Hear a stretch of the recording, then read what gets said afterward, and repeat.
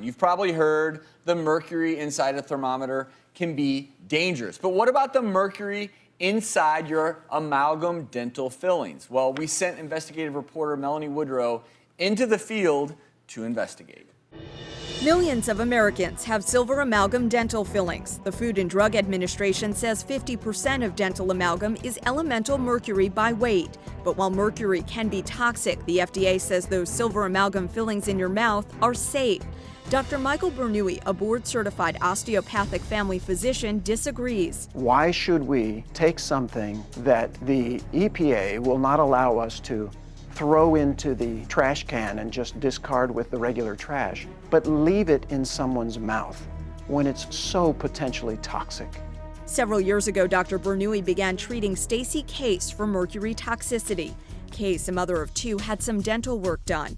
Her dentist removed 4 aging silver amalgam fillings and replaced them with 4 new ones. I started having this heavy metal taste in my mouth, really deep, long-lasting headaches. I'm noticing my vision's getting a little blurred, and I've got like tingling on the side of my face. One morning, Case could not walk. Stumbled out of bed and couldn't make it to the restroom. An MRI showed Case had multiple sclerosis. Case, whose MS was too early on to make her a candidate for MS drugs, believed her silver amalgam fillings made her sick. So Case had them removed and replaced with composite material using a procedure like this one, involving gas masks, suction, and ionizers to reduce any further mercury exposure. She said afterwards her symptoms disappeared, and in 5 years she's never had any additional MS activity on her MRI. I think that if we had not done that, I think I would be in a wheelchair within 10 years. In a statement provided to us by the FDA, a spokesperson said, quote, "The available clinical data has not found evidence for the general population of an association between the use of dental amalgam and adverse health effects." Board-certified neurologist Dr. Barbara Geiser agrees with the FDA. You'd have to have mercury vapor from about 500 amalgam surfaces or a couple of hundred fillings to release the amount of mercury that would end up being toxic. We have no data to suggest that dental amalgam will either cause MS or that their removal will help MS. So, Melanie, there's a lot of controversy surrounding this. And I can tell you, I just watched that and I can say I've seen a lot of patients with MS.